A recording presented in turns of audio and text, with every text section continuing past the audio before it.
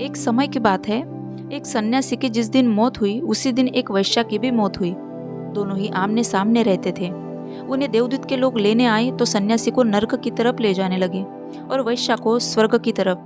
सन्यासी ने कहा, रुको रुको, लगता है तुमसे कोई भूल हो गई। यह क्या उल्टा पुल्टा हो रहा है?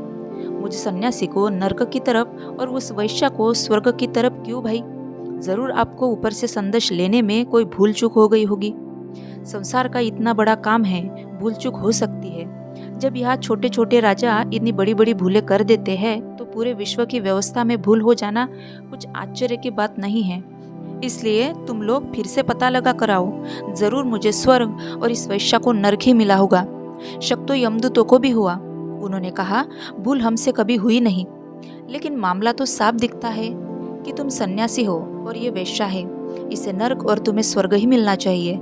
लेकिन भूल हमसे हुई नहीं। संदेश हमने साफ साफ सुना था, पर सन्यासी मानने को तैयार ही नहीं था। इसलिए वे गए, लेकिन फिर से वही खबर आई कि कोई भूल चूक नहीं हुई। जो होना था वही हुआ है। वैश्या को स्वर्ग और सन्यासी को नरक में डाल दो। और अगर सन्यासी ज्यादा ही जिद करे तो उसे समझा देना कि किन कारणों की वजह से उसे नरक में डाला जा रहा है। यमदूत फिर से उसे नरक की तरफ ले जाने लगे, लेकिन सन्यासी जिद पे अड़ गया था। तो यमदूतों को कारण बताना ही पड़ा। कारण यह था कि सन्यासी रहता तो मंदिर में था, लेकिन सोचता सदा वैश्या की था। वो भगवान की पूजा तो करता, आरती भी उतारता, लेकिन उसके मन में सदा वैश्या की प्रतिमा होती थी।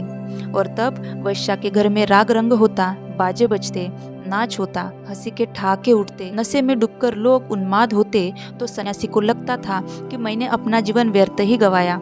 आनंद जब वहाँ है तो मैं यहाँ क्या कर रहा हूँ? इस निर्जन में बैठा, इस मंदिर में, इस पत्थर की मूर्त के सामने। पता नहीं भगवान है भी या नहीं।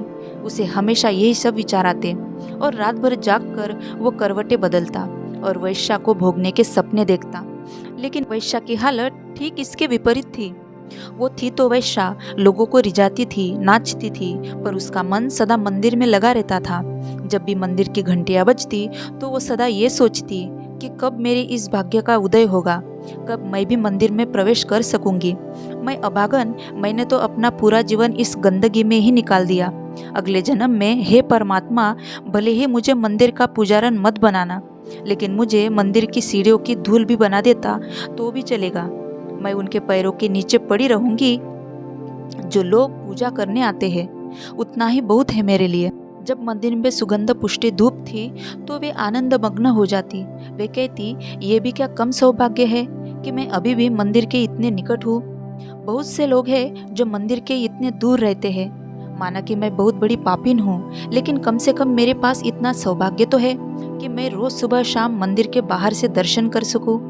हर रोज जब पुजारी मंदिर में पूजा पाठ और आरती करता तो वे आंख बंद करके चुपचाप बैठ जाती और पूरे ध्यान से मंदिर से आने वाली आरती को, उन आवाजों को सुनती और मन ही मन में पश्चाताप करती और ईश्वर से क्षमा मांगती।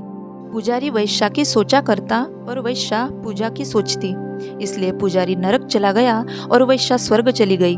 अतः जैसी आपकी सोच होगी वैसा ही आपका जीवन होगा, और जैसे ही आपके कर्म होंगे वैसा ही आपको भोगना होगा।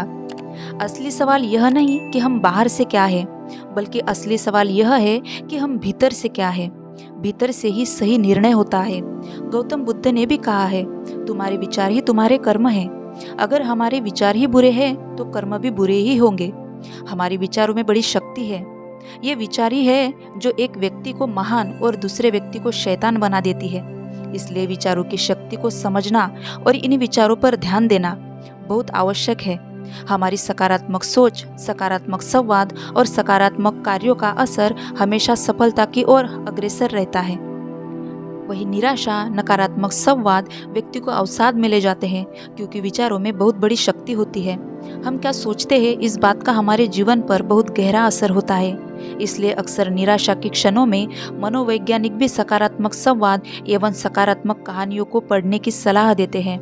हमारे सकारात्मक विचार ही मन में उपजे निराशा के अंधकार को दूर करके आशाओं के द्वार खोलते हैं। स्वामी विवेकानंद जी कहते हैं, हम वो है जो हमारी सोच ने हमें बनाया है। इसलिए इस बात का ध्यान रखिए कि आप क्या सोचते हैं, क्योंकि शब्द गौण है लेकिन विचार दूर तक यात्रा करते हैं। हमारा व्यक्तित्व विचार से बनता है। यह हमारे जीवन के अब तक के चिंतन और समस्त विचारों का प्रतिफल होता है।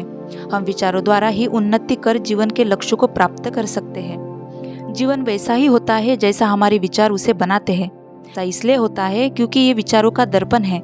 इस प्रकार विचार जीवन की आधारशिला है। हमारे पास कितना ही धन दौलत और समृद्धि क्यों ना हो, परंतु यदि हमारे विचार और चिंतन में हर समय धन की लालसा बनी रहती है तो हमसे बड़ा गरीब इस दुनिया में और कोई नहीं मिलेगा। इसके विपरीत हम फकीर होते हुए भी यदि हम समाधानी स्वभाव के हैं तो सुखी जीवन बिता सकते हैं। भय और शंका के विचार रहने पर हम किसी भी कार्य को करने से पहले ही असफलता की शंका से ग्रस्त हो जाते हैं। ऐसी स्थिति में हमें सफलता कैसे मिल सकती है? जीवन में सफलता प्राप्त करने के लिए विचारों में सकारात्मकता और दृढ़ता होनी चाहिए। विषम परिस्थितियों में भी संतुलित मानसिक स्थिति और रचनात्मक सोच द्वारा हम सफलता की ओर अग्रसर हो सकते हैं। नकारात्मक सोच होने पर हमारे अंदर प्रत्येक गलती के लिए अपने को दोषी समझने की आदत बन जाती है। इस स्थिति में विचार शक्ति द्वारा ही निकला जा सकता है। मनुष्य सदा क्रियाशील रहता है। उसके कर्म उसकी भावनाओं के साथ विचार की शक्ति का गहरा संबंध है। मन की कार्यशाला जिसके न केवल चिंतन होता है बल्कि विचारों का उदय भी होता है।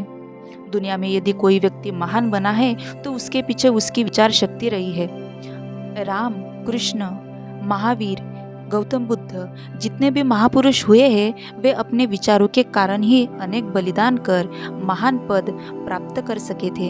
हमें सुखी, समृद्ध और पवित्र जीवन के लिए विचार शक्ति को हमेशा शुद्ध, सशक्त और सकारात्मक बनाना चाहिए। तो दोस्तों, उम्मीद करती हूँ आपको वीडियो पसंद आई होगी। अगर पसंद आई है तो एक लाइक कर दीजिएगा और ऐसे ही प्रेरणादायी कहानियाँ सुनने के लिए, वीडियो देखने के लिए चैनल को सब्सक्राइब करना ना भूलें। मिलेंगे एक नई कहानी के साथ।